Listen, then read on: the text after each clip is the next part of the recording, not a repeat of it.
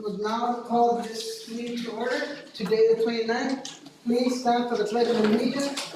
I pledge allegiance to the flag of the United States of America, to the republic which stands one nation under God, indivisible, with liberty and justice for all. Okay, Joanna, please take roll call. President Carmela Garnica. Here. Vice President Rosie Rowell. Here. Director Trina Sarden has informed me she will not be participating today. Director Dr. David Brooks. Aye. Director Sandra Letson. Aye. Public comment. This is an opportunity for citizens to speak on items not listed on the agenda that are of public interest and within the subject matter jurisdiction of the district.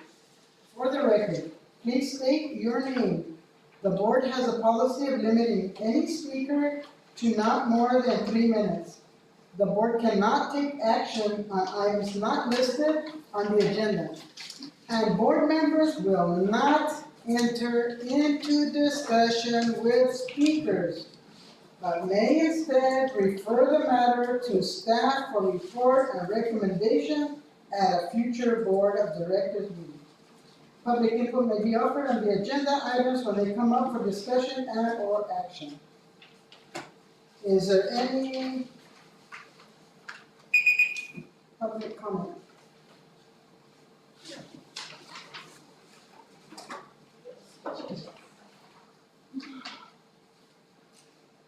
Good evening.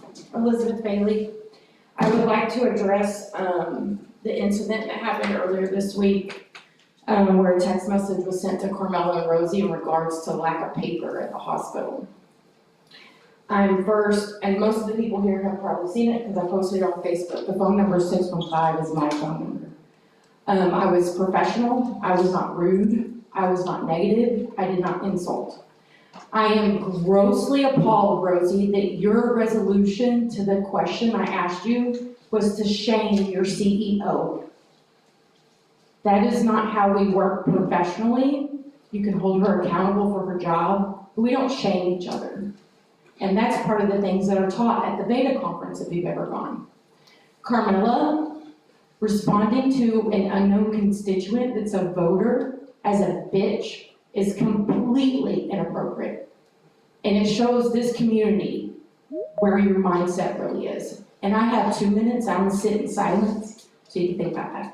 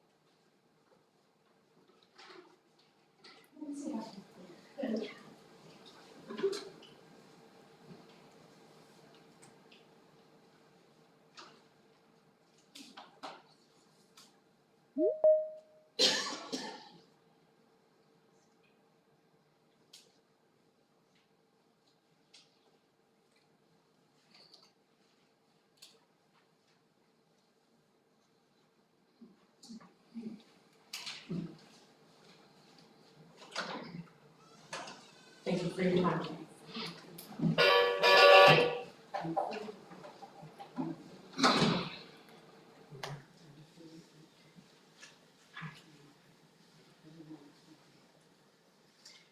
Is there any more public comment? Good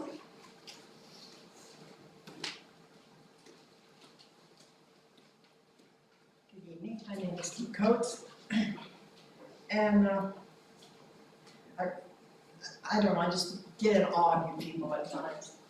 Now that you seem to be fighting against each other, if you're making fun of your CEO, I mean, I don't think the board has produced themselves well enough that they can make fun of anybody in this case.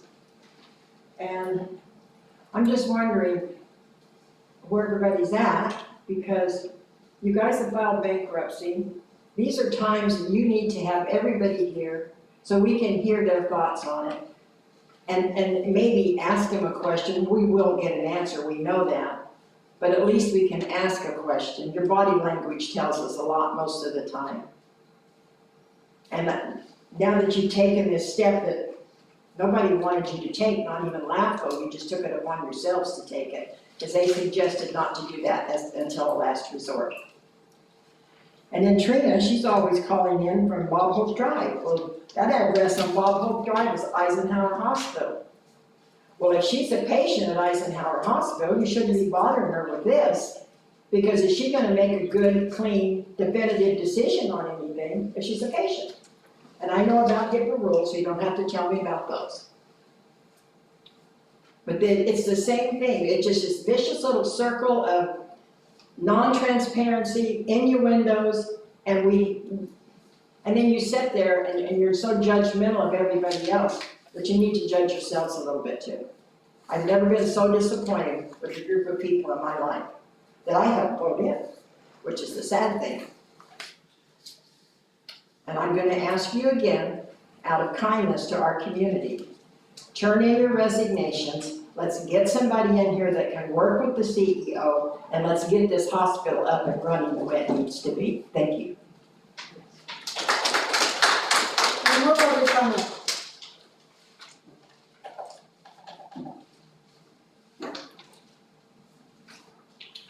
Dr. Sullivan. First of all, I want to apologize to you, Elizabeth, for Carmela calling you a bitch and for Rosie attacking our CEO. To shame her. I mean, I have a lot of disagreement with CEO, we've had argument with CEO, but at the end of the day, I've been very respectful of what she's done for 12 years. I've not been disrespectful of her. Difference policy doesn't allow you to do that. Number two is that, it's unbelievable that we have a hospital that's in bankruptcy. That means whatever you do wrong, nobody can sue you or sue you, it goes to bankruptcy, there's no money to pay.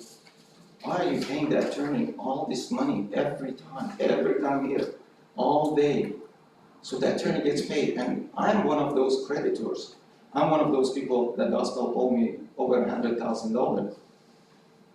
But I didn't see the name of the attorney on the creditor. That means you pay the attorney ahead of anybody else. You pay the attorney ahead of CEO, ahead of hospital employees, ahead of other vendors. And that's your problem. This board has lost its way. You lost your way of serving the people. You're serving your master, who is the attorney. You pay the attorney like there's nothing else important. And Dr. Brooks, remember when we talked, you said that the CFO told you that they owe me $20,000? Do you remember that? Okay. And did they ever come back and tell you that they made a mistake? No. And you're a board member. They don't let you know what the information is. You think they let the public know? There's no transparency here. They hide everything they can. And in the court filing, they said they owe me $88,000, which is also false again. It's over $100,000. It's very simple. They owe me 114 days. I'm sorry, 104 days. 104 days times 1,200. They pay me 20,000 plus 2 directorship, which is 48,000. It's simple math. But they can't even figure that out. How can you guys oversee a CFO that gives you wrong information? How can you resurrect this hospital from the ground, from the ashes right now? Another thing is, for the last many years, I've been a chief of staff and I've been watching the minutes. Never you've had held the minutes back. And the only indication to me is they are doctoring the minutes, they are sanitizing something, they're lying about something, and they're not telling the community what the truth is. And you guys as board member should be the first one who ask the CEO, ask your secretary, ask the attorney why we don't have the minutes. You should care enough to want to have the minutes. Any more public comment?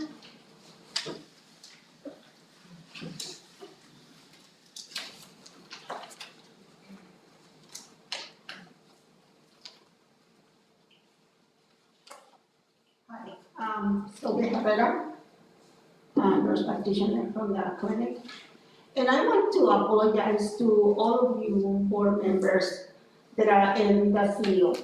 I saw the fictitious texts they were circulating. And it's sad that these people get everything that they can to put it down our community. And not only this, they are lying, they are straining the truth, and I don't know how you can do this. I don't know how you can say well, Dr. Solovi said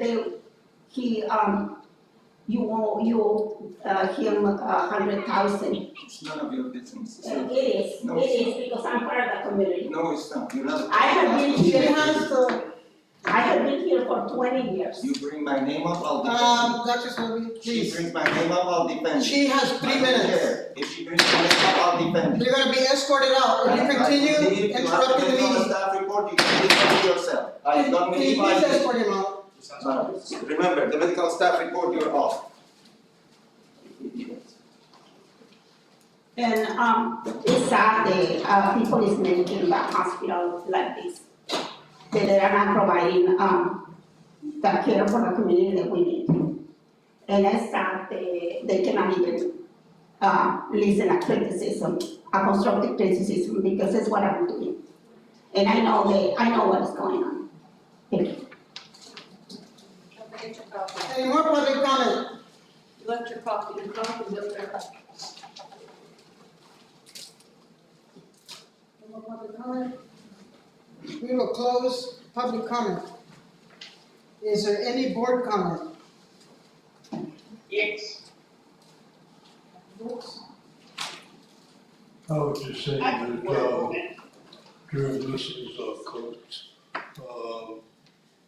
moment of silence that she asked for, I hope we all say the prayer and pray for the hospital to succeed.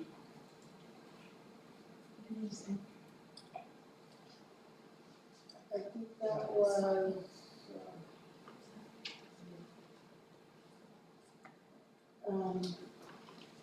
Ms. Hudson, you had a public comment? I do have a couple Board of comments. comment, yeah.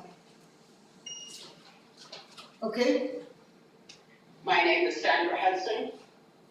I'd like to discuss the paper that you had your lackeys put on the cars around the hospital. Because there was a question on it that really did interest me, the one that said, why is Sandy Hudson so angry? I'm gonna tell you exactly why.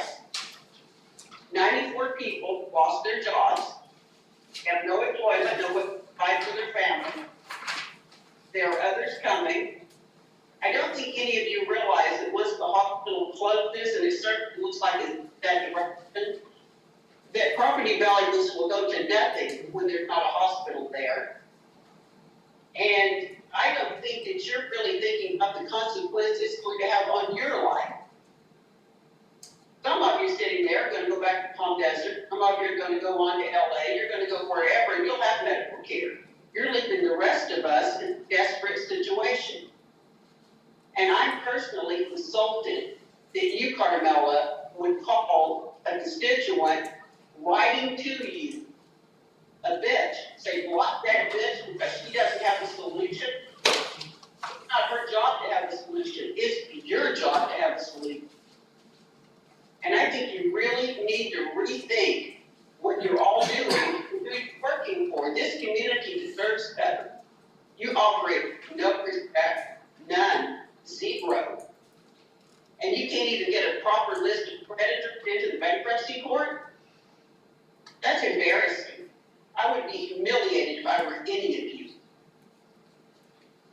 And you don't ever have the grace to apologize, to explain, to do anything.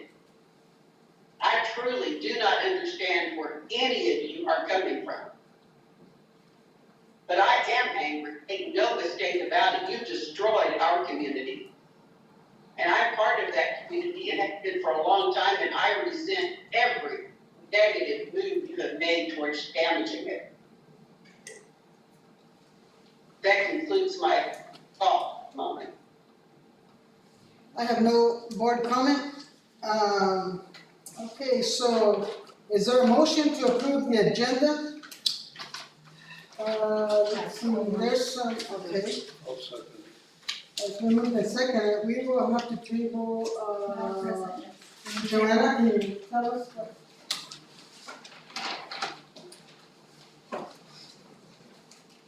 We will be tabling items 6C, the Molina Healthcare and California Provider Service Agreement.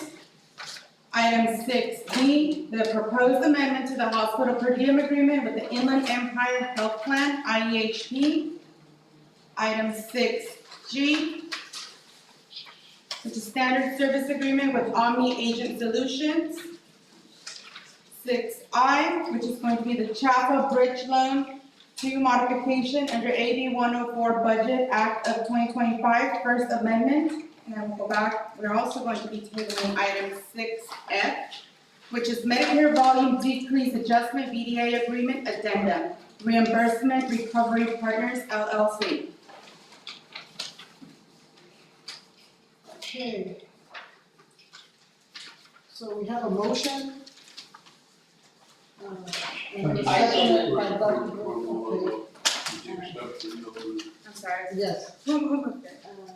I Moved it, seconded it, and then, with the exception of the items that we indicated on the agenda. If I could just say this, I believe Ms. Hudson approved it because it was after Joanna read that. And Oh, so okay. this is have a second now. So who, you may ask for a second. I've seconded it again.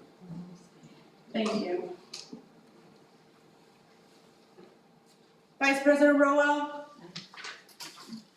Director Sharp is absent. Director Brooks? Aye. Director Hudson? Aye. President Garnica? Aye. Thank you. Okay, next item on the agenda, reports. So I have a statement to read. So good evening, everyone. Before we begin addressing tonight's agenda, I want to provide a brief and general update on the hospital's current situation. We continue to work closely with the County of Riverside and other key stakeholders to navigate our current situation.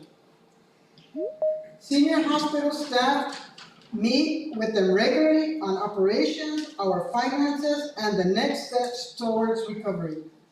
As most of you know, we recently filed bankruptcy petition. We're not alone. Many rural hospitals are facing similar pressures, and many have recently closed.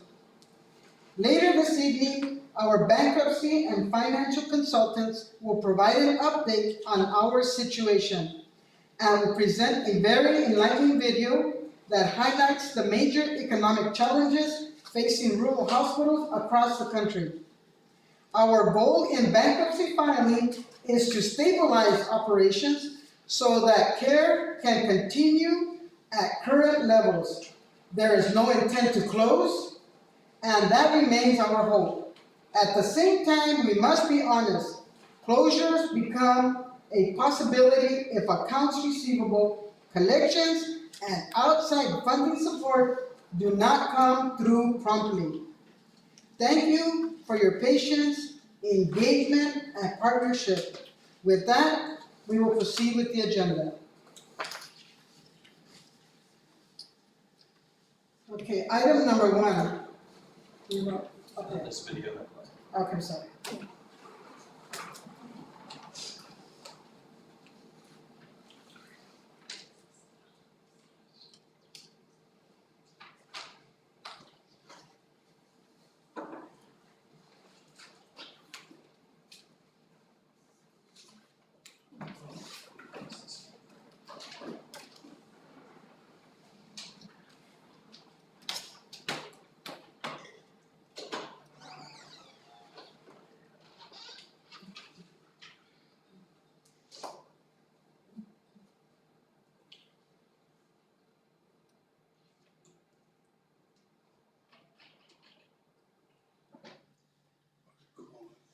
Audio.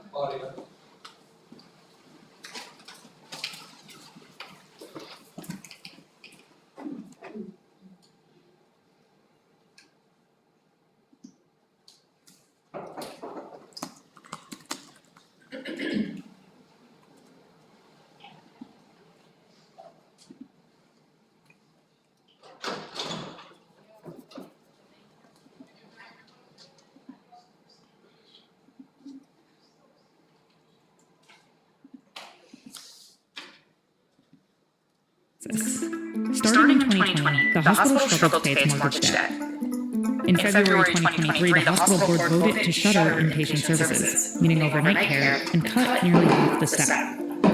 It wasn't enough. By October 2023, the entire hospital shut down. Now, when EMS responds to a 911 call in the area, they're now forced to pick up that patient and either drive them an hour to an hour and 15 minutes into Austin, or another 30 minutes or so to come down to Columbus, or another 30 minutes to come down to Hallettsville. this story is becoming increasingly common in small towns across the United States. It's being called the rural hospital crisis, and experts warn it's about to get much worse, with some states like Texas at risk of losing nearly half of all small-town hospitals in the near future. In small rural communities, the hospital is the healthcare system, and so if the hospital closes, the patients basically can lose access to all healthcare. So why are so many rural hospitals in the U.S. shutting down? And what does it really mean for these communities?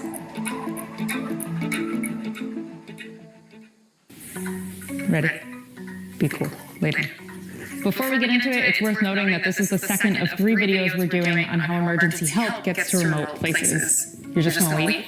Rural areas in the U.S. often struggle to get the same services as more populated regions. We wanted to explore what some of those challenges look like, and what might be done to make things better. And we're grateful to our sponsor, T-Mobile, for supporting this video. T-Mobile has invested billions to bring 5G coverage across the U.S., and they're committed to supporting first responders and their families with exclusive savings. You can learn more about that in the link below. T-Mobile didn't dictate the content of this video, but they did make our reporting possible. And now, back to the video. Well, the simple reason that rural hospitals are losing money is because they're not paid enough by health insurance plans to cover the cost of delivering services in rural areas. Hospitals can make money in a few different ways, but the largest one is fairly obvious. Fees for their services, inpatient and outpatient care. While small-town hospitals have less patients than their urban counterparts, though, they are typically reimbursed at the same rate for the same services, which is a problem, because cost per patient is higher in small rural hospitals. And that largely has to do with fixed cost. It's just extremely costly to run a hospital. Medical equipment and building maintenance aren't less expensive because a hospital has less patients. And doctors and nurses are typically salaried. It's not like they're getting paid by the patient. All in all, in terms of fixed costs, it's not cheaper to treat a heart attack or a broken arm in rural Texas than it is in Dallas or Austin. Every dollar spent may get reimbursed 30 cents. This can get kind of confusing, so I'm going to simplify it. Let's break it down. There are really 2 ways a hospital can get reimbursed for care. Private insurance, like Blue Cross, Blue Shield, Cigna, United, and public insurance, like Medicare and Medicaid.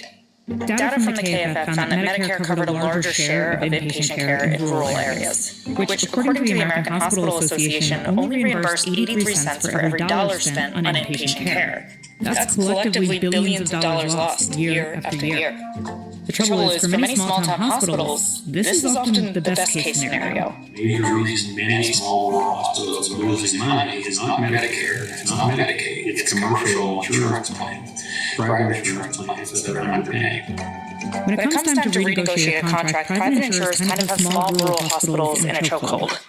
Contracts with insurers are typically renegotiated every year to account for things like inflation. One of these insurance companies delayed for about 8 months, which meant the hospital was losing money on reimbursement. They equated that to about $10 million. dollars in revenue that they lost. Every month. A major health system might be able to afford 10 million in losses here or there, but a small hospital barely breaking even certainly can't. And a newer plan called Medicare Advantage is creating an entirely new set of issues. More than half of the Medicare beneficiaries in the country are now on Medicare Advantage plans. It's essentially a Medicare option through a private insurer, and they reimburse less, sometimes not at all, and overall, way less reliably. So the traditional Medicare patient, you get paid in 14 days. Medicare Advantage can be 45, 60, 90.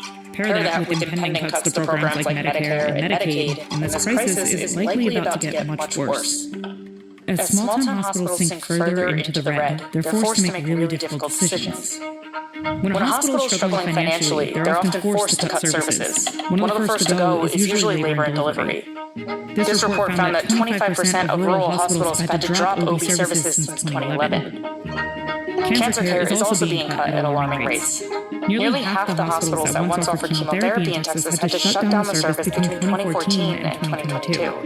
This leaves millions of people without access to care, and why we keep hearing the metaphor, desert. Hundreds of thousands of rural Ohioans live in some form of healthcare debt. 5.6 million women in this country live in a maternity desert. County leaders call this region a healthcare desert. So, what's to be done? This isn't a new problem. For decades now, rural hospitals have been sort of in this perennial state of crisis. And Congress has been trying to solve it for decades with a range of programs. So, for example, the Critical Access Hospital Payment Program has been around since the 90s. It reimburses hospitals using an approach called cost-based reimbursement at 101% of their Medicare costs. Critical access hospitals have to meet a certain criteria, though, so the program doesn't work for every hospital. Another option is a program called the Rural Emergency Hospital Program. It allows a hospital to get a very large, multi-million-dollar annual grant from the federal government, but only if it eliminates inpatient services. Not everyone loves this idea. Why you're helping in the first place is to avoid losing services. So to say, we'll only help you if you eliminate services is kind of counter to the whole idea that you're trying to achieve. What rural hospitals might need are more options. Rural communities are so heterogeneous, and the population health needs are so heterogeneous. And so I think at the end of the day, the decision is governed by the patients you serve. We tend to take our local hospitals for granted because they've been there since we were a kid. They've been there when our parents were kids. I mean, you always hear if a town loses their hospital, the town starts to die. Not only do you lose a major employer of the county or the city in these small rural settings, you're also losing one of the only healthcare type institutions that maybe within an hour, maybe an hour and a half. The simplest solution really is to pay the rural hospitals enough to be able to cover the cost of delivering their services. That's not special grants or programs. It's simply a matter of every health insurance plan paying adequately for the cost of delivering services in rural areas. We want to try to continue this model of not having a national healthcare system, but allowing us to treat ourselves in the different parts of the United States where we're at, locally, rurally. We have to see a different type of reimbursement model.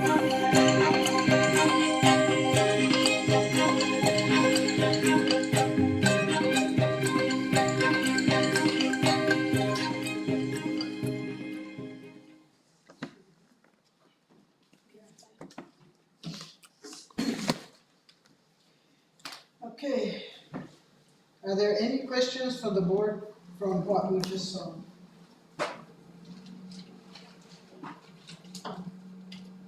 Ms. Hudson, do you have any questions about what you just heard? Ms. Hudson has dropped out of the call.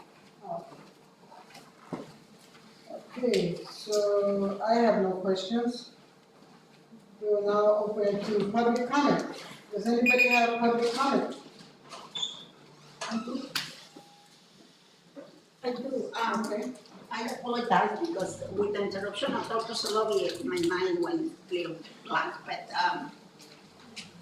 again, this is Sylvia, and I want the community to understand that we are not in a big hospital. This is a small hospital, rural hospital. We get paid really small amount for the reimbursement that we ask. We have a lot of people that we are poor. I understand that we don't like that, but we are poor here. We are not, we don't have a lot of people that has this, 100% payment, no. Most of the people, they have Medicare, they have Medicaid, and it's a little amount of insurance that we have to bill, and we don't get paid. We have a lot of people that comes 5150s that they don't pay.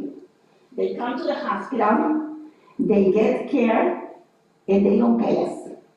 Also, we have a lot of people that are frequent flyers.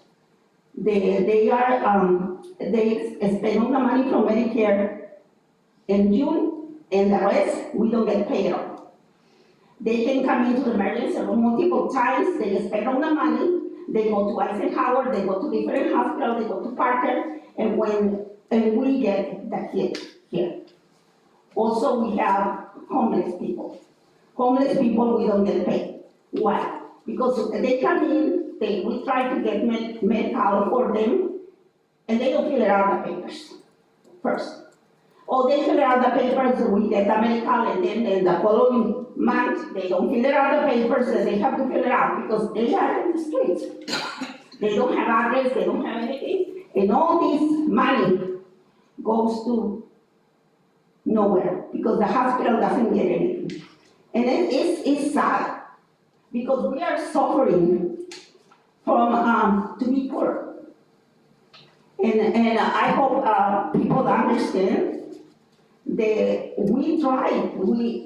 I'm taking care of everybody. I don't care if they have money or they don't have insurance or they don't have insurance, how they are.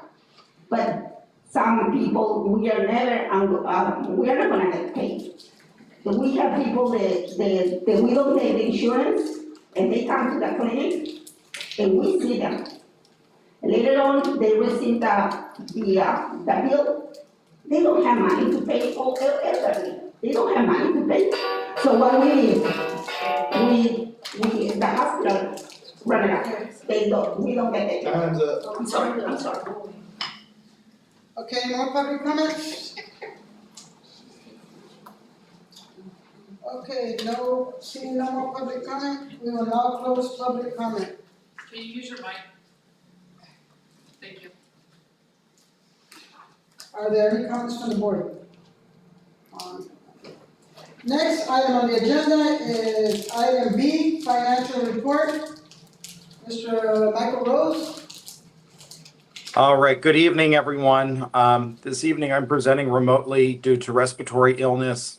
If I lose my voice or start coughing, I'm going to temporarily mute myself and turn over to either Ms. Wade or Ms. Burke to assist. But there are a few items I would like to update the board on.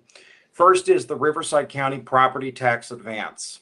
The Riverside County Board of Supervisors unanimously approved the property tax advance request from the Palo Verde Healthcare District at their meeting on October 21st. This provides early access to $181,467 in property tax funds, which helps sustain the district in the short term. Next item is the IHP Medicaid IGT advance. IHP advanced the funds a few weeks early for the Medicaid state-directed IGT upon a request to IHP's administration. This IGT was approved by the board at the July 30th meeting. $84,425.54 was the district's contribution to the program, and the payout was $248,494.21, leaving a net benefit to the district of $164,068.67. Next item is Medicare funds. We had a discussion about this and an in-depth dive with Ms. Burke several weeks ago regarding AR, and Medicare was one of the items discussed. The district collected $269,315.78 in funds from Medicare as of October 21st, 2025.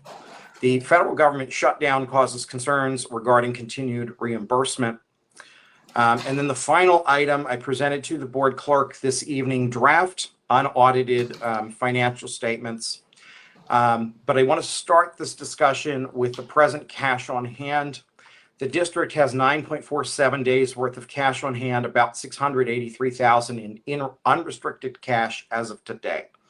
Now moving to the financial statements, the draft unaudited financial statements for the first quarter of fiscal year 25-26 have been prepared. There are a few items I wish to highlight. We start to see the real impacts of the 60-day plan in August and September. We have some other non-operating income. This was $49,000 in supplemental dollars for incentive programs with IHP, which is overseen by Ms. Anaya and implemented by staff. The net position of the district continues to go negative. As warned at the last regular meeting, this means that the district owes more than it owns. The collection on receivables, delayed payments of invoices, and early advances of non-patient receivables are funding this deficit. This is not a sustainable path, as evidenced by the need to file the Chapter 9 bankruptcy, which will be an upcoming discussion point this evening. And that concludes my finance update. Okay, are there any questions from the board on this? Did you address this?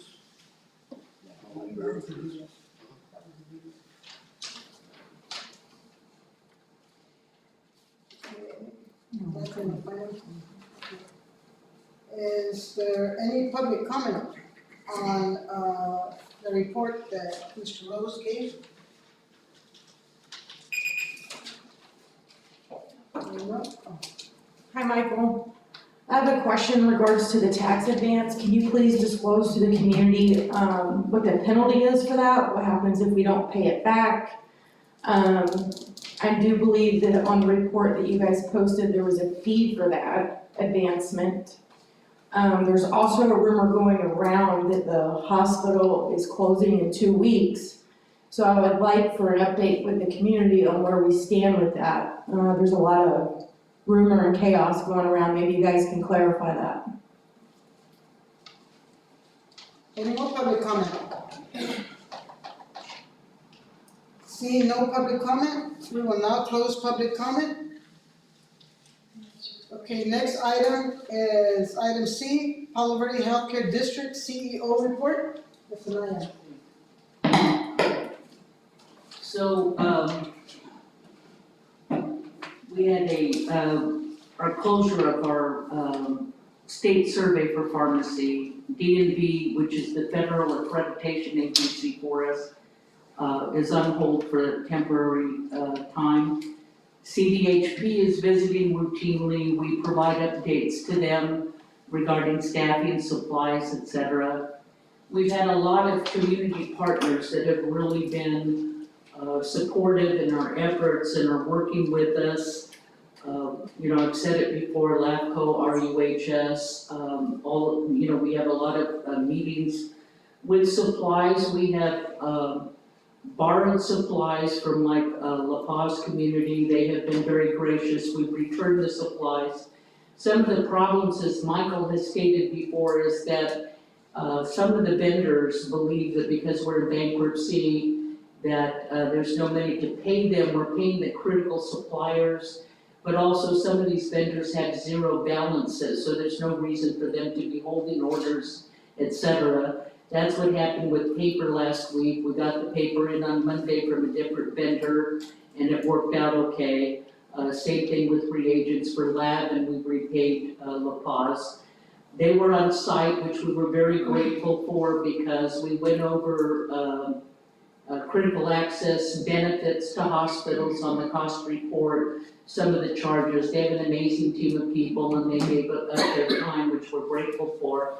Also, Dr. Masiska from Riverside University and Health System, and Jennifer. So, and Michelle DeArmond, there's a lot of people, Dan Bates, that are really working with us to solve problems, and we're very grateful.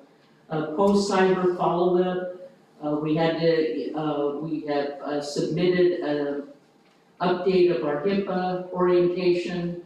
They're still collecting names, addresses, et cetera, to send out notices to people.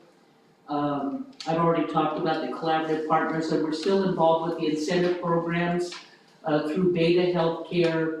There's a patient experience lab, which is designed to help us better serve patients. We're involved with that program. Michael talked about the 48,000 incentive program. Last May, we got $200,000 for some of the completion of our programs, which is non-operating income, so it supplements the operating. That's all. Thank you. Okay, so are there any questions from the board? Public comment, is there any public comment regarding what Ms. Anaya just read? Yeah. I do have a question for you, Ms. Anaya. Is the community aware of the multiple hours of diversion the hospital's been on because we haven't had a CT or X-ray tech, and that reduces our ability to bill and bring funds in? And what are we doing to resolve that? A couple of the issues, Elizabeth, was related to service and when the service was scheduled. There was downtime during the power, the rainstorm that we had that we could not control, and it came back up. And yes, last week we had to go on diversion, I think, for 12 hours during the service agreement. So we are tracking it. Some of it is uncontrollable. What about the radiology tech that keeps calling out? I think you were on diversion last night or the night before for the whole Yeah, we were on shift. diversion for 12 hours last night. Multiple times. So we're trying to recruit, and we're in our partners at RUHS, and these people are trying to help us with staffing to meet the needs. We went over what our needs were, and they're trying to work within organizations to help us with staffing. So how do we notify the public if there's a crisis that they need to go on to the next closest hospital instead of allowing them to sign in, get registered, and then not be able to perform those critical? We have to register them, you know, Exactly. because of EMTALA. So But if we notify the public ahead of time, how right? would you like the public notified? Anyway. Because we notified EMS, we notify. On your website. Okay. On your website. Okay, thank you. Any more public comment? Let me check that with CDHP. I don't want them to see it as we're trying to turn away patients. Right. Okay, so I'll check that and get back. Okay, we will now close public comment. Okay, item D, bankruptcy update. Michael Rose and team. All right, so Carmela, tonight I have Mr. Mang of Marshak, Hayes and Wood here to present the bankruptcy update. Good afternoon. Good evening, everyone. My name's Tino Mang. I hope everyone can hear me. I am one of the attorneys at the firm that Ed Hayes is at, and we are trying to be as cost conscious as possible as this district is in a very perilous financial situation. So I'm a little bit cheaper than he is, and I'm here to give a bankruptcy update. Since the prior board meeting where there was a bankruptcy update, I think that was on October 1st, the bankruptcy court has conducted its first set of hearings on the case. That was on October 8th. We'd filed a couple of first day motions that allowed the hospital to keep operating and prohibited utilities and critical services from shutting off without giving us notice. That's one of the benefits of filing a bankruptcy case. The bankruptcy court, a federal court, can order the utilities to keep providing services. And so that motion was granted. There was also a motion to set certain deadlines that was granted. And there was a motion to approve the publication of notice. And notice of the bankruptcy case has now been published and will be published for 4 weeks. As this is going on, I just want to highlight a couple of things that the bankruptcy filing does provide a significant benefit to the district for. The one big important thing is similar to a person filing a bankruptcy case. When the district filed its bankruptcy case, there was an automatic stay of all litigation that was pending against the district, and there was a pause under federal court order of all people who had a wish to file litigation against the district. So that really reduces greatly the district's litigation pressures, and it pauses any of the ongoing pre-bankruptcy obligations. So as Michael presented earlier, the amount of cash on hand only exists because there is a large amount of money that is owed by the district to other creditors that it cannot afford to pay all at the same time. So the filing of the bankruptcy case prevents and prohibits those creditors from demanding payment from the district and immediately depleting all of the cash. It is a pause and it is a break that allows the district to retain its cash on hand and focus on providing critical patient care services. The other thing about bankruptcy is we are looking at, and we have been working very hard in the past couple of weeks, trying to pursue financing in distressed capital markets, which are unlocked by bankruptcy proceedings. There's special provisions of the bankruptcy code that allow the district to borrow money using a federal court order. And this allows the district to pursue financing that it might not otherwise be able to find.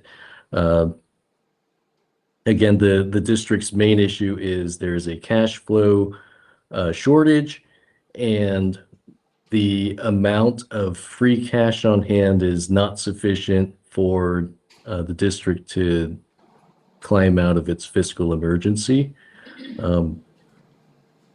And so we are pursuing financing options. We're trying to also find out if there is any financing that can be obtained using the hospital real property itself. We're looking at all potential options, and we will provide updates to the public as they come. The last thing is that a website has been created by Omni Agent Solutions for the bankruptcy case and for important bankruptcy paperwork and proceedings.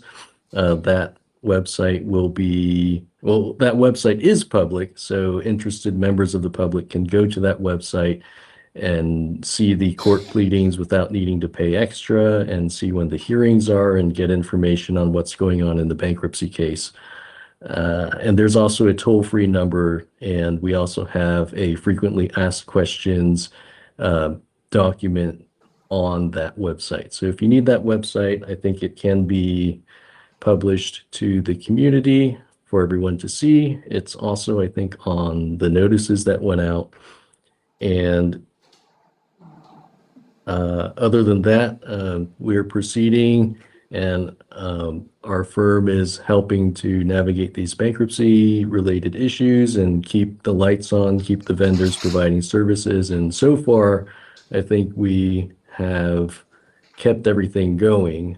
And we have the support also of the bankruptcy judge, who's made comments on the record in support of the case. The judge will do everything within federal law to keep this hospital running, and we feel very optimistic about having the bankruptcy case used as a tool to keep us going. And that's what I have for tonight. Okay. Thank you very much. Are there any questions from the board regarding what Mr. Tino said? I am none. Open public comment. Is there any public comment regarding what the report? Hey there, Joshua Coleman. So what I'd like to speak about tonight is Article 16, Section 6 of the California Constitution. That's the gifting of public funds. What really disturbs me about what I'm hearing here is that We have at least three, no fewer than three attorneys that have seen these filings and have not picked up on the fact that there are the illegal gifting of public funds. In sworn testimony to the U.S. Bankruptcy Courts, CFO Michael Rose confirmed that the Palo Verde Healthcare District pays the CEO's base salary, which is $203,000, also housing, a car allowance, and all utilities, which include power, water, trash, internet, and telephone. Let's see. So under state law, this is a textbook definition of a personal benefit using public money. In the filing with the bankruptcy court, it was said that this has got to be for the delay of paying the utilities. We have to pay these utilities for the CEO's residence. But the only way that such payments can ever be legal is if they were explicitly approved by the board of directors at a public meeting with a clear agenda item and a vote. But when I examined the board agenda meetings for 2004 and 2005, including every regular, special, and emergency meeting, there's no record of the board ever agendizing, discussing, or voting to approve the employment contract, housing, or utility payments. No agenda, no notice, no roll call vote, no public disclosure of compensation terms. This pattern does demonstrate an ongoing violation of Government Code Section 1090 and the California constitutional ban on gift of public funds. And what's interesting is even if the board had approved it, the benefits would still be unlawful because the rent and utilities serve no public purpose. They are purely private gain at taxpayers' expense. In short, this housing, car allowance, and utilities paid by a bankrupt public hospital is not just unethical, it's an illegal gift of public funds. Thank you. Okay, any more public comment? Yes. Elizabeth again. Mr. Manning, hi. Thank you for joining us. You said something in there, I want to make sure I heard it correctly. Did you say that the bankruptcy court could technically force a company to loan the hospital money? Was that said? I'll just respond. That's not what I said, and that is not what the court can do. No one can force a private company or another lender to loan money. Okay, I just want to make sure. And then my other question is, I was there for LAFCO. And LAFCO recommended, because of the loss of public trust, that each one of you resign and we start over. That was LAFCO's recommendation. They also looked directly at Sandy and I and asked her to resign. None of that's happened. None of you guys have taken any of that advice and listened to it and listened to the public and listened to your voting constituents. You are going to take us down with you.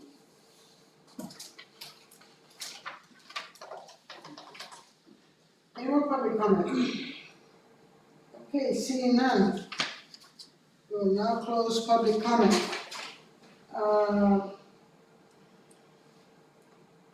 Joanna, are we going to item E? Item E will be tabled until the next scheduled board meeting. Okay, thank you. Okay, item 6, action items.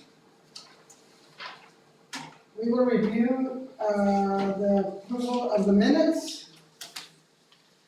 The minutes from July 30th, 2025, and the minutes from 10/13/2025. Is there any, anything anybody would, is there any corrections, not, you guys have read it? Okay. Okay, seeing no questions, okay, question? Vice President Roa. Aye. Director Shorten is absent. Director Brooks. Director Hudson is absent. President Garnica. Aye. Okay, so next item on the agenda is continuing the resolution of 25-26 budget. Michael Rose. All right, and before I present this, I'll say we have Ms. Burke of Burke Consulting who may have to jump in because I'm coughing a lot off camera here. But given the district's Chapter 9 filing, a pendency plan is essential to set forth a course of action for the district's management of its finances, essentially the district's operating and capital budget through the duration of the bankruptcy case. It is staff's intention to present the pendency plan to the board in November 2025. During the development of the pendency plan, staff has determined that aiming to produce a balanced budget by this meeting may result in an incomplete or insufficiently considered financial plan. Therefore, additional time is necessary to ensure that the board is provided with a comprehensive and accurate balanced budget covering the entire fiscal year, particularly while the organization is undergoing its bankruptcy proceedings. This approach will facilitate a more thorough review and ensure that the financial strategies align with the organization's ongoing legal and operational challenges. Staff recommends that the district board adopt a continuing resolution and grant staff a 60-day extension to complete the preparation of the pendency plan and bring forth the balanced budget for fiscal year 25-26. The fiscal year 25-26 operating and capital budget will need to be approved by the board on or before December 26, 2025. Okay, so is there a motion to approve?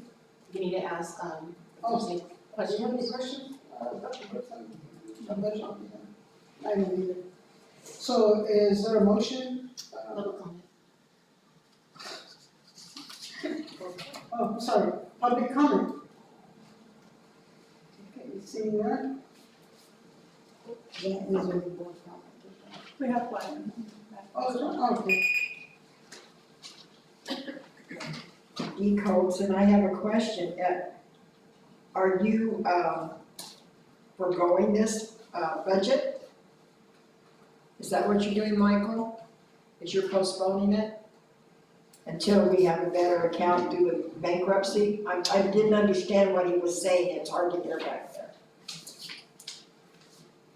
there. I apologize, I didn't hear the question. Well, I'm asking if you are just putting the budget on hold until it's straightened out in the bankruptcy. If we postpone it, is that what we've done with the budget for 25-26? Yeah, I can talk about that, Michael, if you'd like me to. So no, the pendency plan is the budget while you're in bankruptcy. It's a document. Once you've entered bankruptcy, the scenario changes a little bit on costs and expenditures and things that you can do while you're in Chapter 9 bankruptcy. So that process, including borrowings and those kinds of things, can take additional time to prepare. We will be prepared to present the pendency plan. It's got to be a balanced pendency plan, and they call it a pendency plan, but it's essentially an operating and capital budget for the period of time while you're in bankruptcy. Okay, thank you. Okay, any more public comment? Okay, so is there a motion to approve the resolution number 2512? Continue.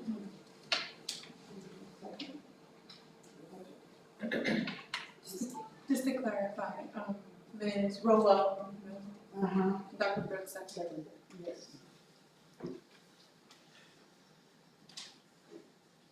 Vice President Rowell.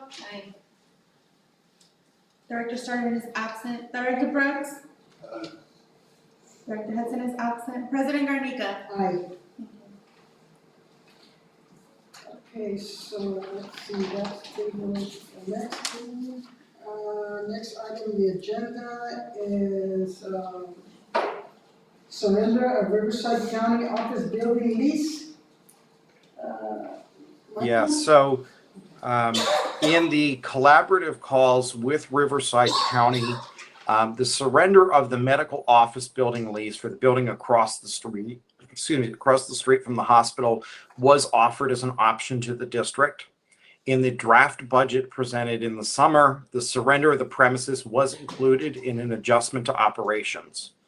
The district has accrued a year's worth of unpaid rents on the building. Surrendering the lease would save the district approximately $327,000 per year in rent and utilities. The staff who were located in the office building have been relocated to offices in the hospital building. Most of the district's personal property has been moved to the hospital already. Riverside County performed a walkthrough of the building today with district staff and asked that we work with them to turn over utilities to the county's name starting November 1st. They are currently working with us regarding the subtenant currently in the building. And staff recommends the surrender of the lease and delivery of possession of the building at 205 North First Street back to Riverside County. Okay, so is there any questions from the board regarding this building? No. Okay. Open public comment. Is there any public comment regarding the surrender of the building? Okay, we will now close public comment. Okay, so is there a motion to approve the cancellation of the lease of the County of Riverside? Thank you. Okay, call for the question. Vice President Roel. Aye. Director Sturdy is absent. Director Brooks. Director Hudson is absent. President Garnica. Aye. Okay, next item in the agenda, okay, okay, so let's move on to, okay, item G, table.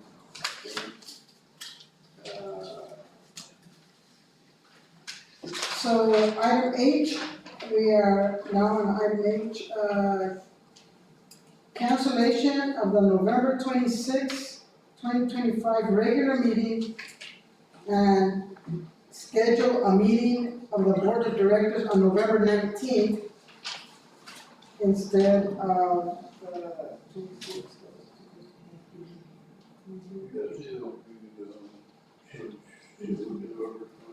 So is the 26th? Dr. Brooks, can you use your microphone? Okay. So, do we have a motion? Okay, call for the question. Vice President Roel. Aye. Director Sturdy is absent. Director Brooks. Aye. Director Hudson is absent. President Garnica. Aye. Okay, so item I is tabled. Okay, we will now go into closed session. Is there any public comment regarding closed session?